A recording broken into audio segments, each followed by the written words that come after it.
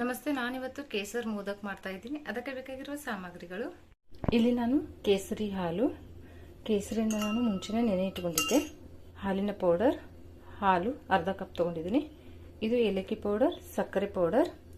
ಇಲ್ಲಿ milk powder ನಾನು 2 ಕಪ್ನ ತೊಗೊಂಡ್ಬಿಡ್ತೀನಿ. ಇದು 1 ಕಪ್ ಇದೆ, ಇನ್ನೊಂದು ಕಪ್ ಹಾಕೋತೀನಿ ನಾನು. ಮತ್ತು ತುಪ್ಪ ತೊಗೋಬೇಕು. ಮೊದಲಿಗೆ ಕಡಾಯಿನ ಇಟ್ಕೊಂಡ್ಬಿಡೋಣ. ಈಗ ಇದು 1 ಟೇಬಲ್ ಸ್ಪೂನ್ ಇದೆಯಲ್ಲ, ಇದರಲ್ಲಿ ನಾನು 2.5 ಟೇಬಲ್ ಸ್ಪೂನ್ ದಷ್ಟು ತುಪ್ಪ ಹಾಕೋತೀನಿ.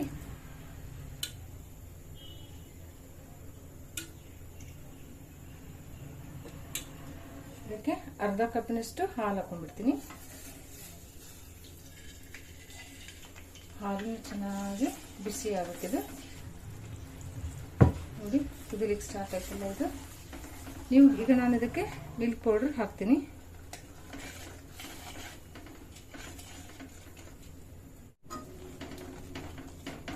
ನೋಡಿ, ಈಗ 1 ಕಪ್ ಹಾಕೊಂಡಿದ್ದೀನಿ. ಈಗ ಚೆನ್ನಾಗಿ ಮಿಕ್ಸ್ ಮಾಡ್ಕೊಂಡ್ಬಿಡೋಣ.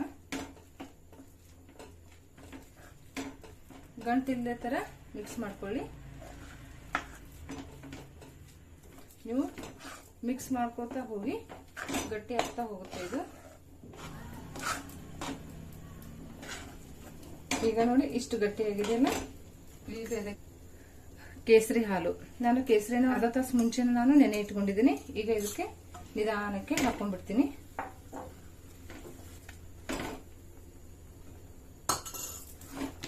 ಸ್ವಲ್ಪ ಹಾಕೊಂಡು ಮಿಕ್ಸ್ ಮಾಡ್ಕೊಳ್ಳಿ. ಎಲ್ಲ ನೀಟಾಗಿ ಕೂಡ್ಕೋಬೇಕಿದು ನೋಡಿ. ಎಲ್ಲ ಹಾಕೊಂಡ್ಬಿಡ್ತೀನಿ. ಮಿಕ್ಸ್ ಮಾಡ್ಕೊತಾ ಹೋಗಿ ಗಂಟಾಗದೆ ಇರೋ ತರ ಗಟ್ಟಿ ಆಗುತ್ತೆ ಇದು. ಮೀಡಿಯಂ ಫ್ಲೇಮ್ ಇಟ್ಕೊಂಡೆ ಮಾಡ್ಕೊಳ್ಳಿ, ಇಲ್ಲಾಂದ್ರೆ ತಳ ಹತ್ತಿ ಬಿಡುತ್ತೆ. ನಾನ್ ಸ್ಟಿಕ್ ಆದ್ರೆ ಸ್ವಲ್ಪ ಈಸಿಯಾಗಿ ಎಲ್ಲ ಬಂದ್ಬಿಡುತ್ತೆ. ಈ ರೀತಿ ಗಟ್ಟಿ ಆಗ್ತಾ ಬರುತ್ತೆ. ಈಗ ಇದಕ್ಕೆ ನಾನು ಸಕ್ಕರೆ ಪೌಡರನ್ನ ಹಾಕೊಂಡ್ಬಿಡ್ತೀನಿ. ಸಕ್ಕರೆ ಪೌಡರ್ ಹಾಕೊಂಡ್ಬಿಡಿ. ನೀವು ಇದಕ್ಕೆ ಸಕ್ಕರೆ ಕೂಡ ಹಾಕೋಬಹುದು, ಇಲ್ಲ ಸಕ್ಕರೆ ಪೌಡರ್ ಕೂಡ ಹಾಕೋಬಹುದು. ಅದೇನು ನಡೆಯುತ್ತೆ, ಇದೇ ಬೇಕು ಅಂತೇನಿಲ್ಲ. ಸಕ್ಕರೆ ಪೌಡರ್ ಹಾಕೊಂಡ್ರೆ ಏನಾಗುತ್ತೆ, ಬೇಗ ಕರಗಿಬಿಡುತ್ತೆ. ನೋಡ್ಕೊಂಡು ಹಾಕೊಳ್ಳಿ. ಸಕ್ಕರೆನ ತುಂಬಾ ಹಾಕೋಬೇಡಿ, ಸ್ವೀಟ್ ತುಂಬಾನೇ ಆಗ್ಬಿಡುತ್ತೆ. ಮತ್ತೆ ಟೇಸ್ಟ್ ಮಾಡ್ಕೊಂಡು ಹಾಕೊಳ್ಳಿ. ಇಲ್ಲಾಂದ್ರೆ ನೀವು ಒಂದು 5 ರಿಂದ 6 ಸ್ಪೂನ್ ಅಷ್ಟು ಹಾಕೊಂಡ್ಬಿಡಿ, ನಡೆಯುತ್ತೆ ಸಕ್ಕರೆ. ನೋಡಿ, ಈಗ ನಾನು ಏಲಕ್ಕಿ ಪೌಡರ್ ಅನ್ನ ಹಾಕೊಂಡ್ಬಿಡ್ತೀನಿ.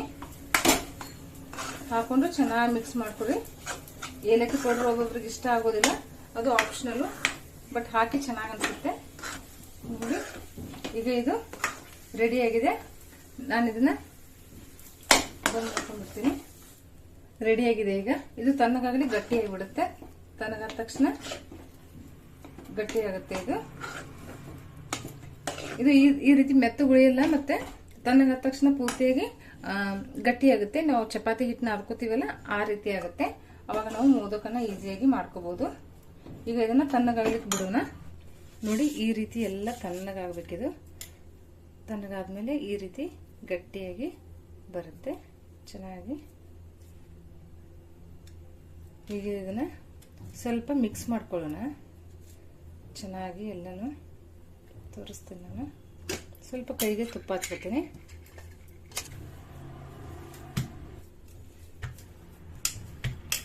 ಈ ರೀತಿ ಚಪಾತಿ ಹಿಟ್ಟನ್ನ ಹಾಕೋತೀವಲ್ವಾ, ಈ ರೀತಿ ರೆಡಿ ಮಾಡ್ಕೊಂಡ್ಬಿಡಿ.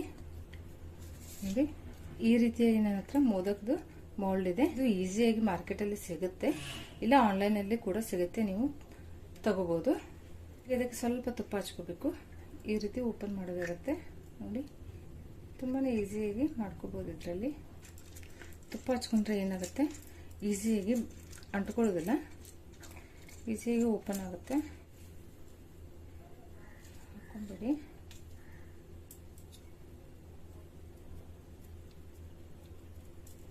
ಈ ರೀತಿಯಾಗಿ ಆದರೂ ಹಾಕೋಬಹುದು, ಇಲ್ಲ ಇದನ್ನ ರೀತಿ ಎಕ್ಸ್ಟ್ರಾ ತಕ್ಕೋದು. ಎಕ್ಸ್ಟ್ರಾ ಬಂದಿರೋದನ್ನೆಲ್ಲ ನೀಟಾಗಿ ತಕ್ಕೋದು. ಇಲ್ಲಿರುತ್ತಲ್ಲ, ಡೈರೆಕ್ಟಾಗಿ ಇದರಲ್ಲಿ ಕೂಡ ಹಾಕೋಬಹುದು, ಅದು ಕೂಡ ನಡೆಯುತ್ತೆ. ಆದರೆ ಇದನ್ನ ಇದು ಈಸಿಯಾಗಿ ಆಗುತ್ತೆ. ಈಗ ತೋರಿಸಿದ್ನಲ್ಲ ನಾನು ಹಾಕಿದ್ದು, ಇದು ಆ ರೀತಿ ಹಾಕೊಂಡ್ರೆ ಇದನ್ನ ಸ್ವಲ್ಪ ಇದಿರುತ್ತಲ್ಲ, ಇದು ಹಾಕೋದು ತೆಗೆಯೋದು ಸ್ವಲ್ಪ ಇದಾಗುತ್ತೆ. ಇದು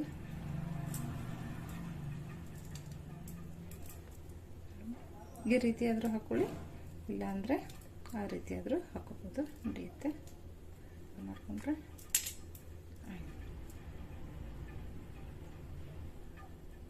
ತುಪ್ಪ ಹಚ್ಕೊಂಡಿರ್ತೀವಲ್ಲ ಈಸಿಯಾಗಿ ಓಪನ್ ಆಗಿ ಬರುತ್ತೆ.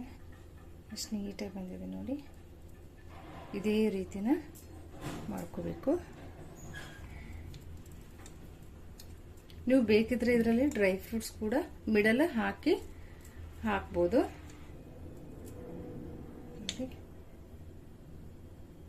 ನಾನು ಎಲ್ಲ ಮೋದಕನ್ನು ಮಾಡಿಬಿಡ್ತೀನಿ ನೋಡಿ. ಈಗ ಕೇಸರ್ ಮೋದಕ್ ರೆಡಿ ಆಗಿದೆ, ತುಂಬಾನೇ ಚೆನ್ನಾಗಿದೆ. ಟ್ರೈ ಮಾಡಿ.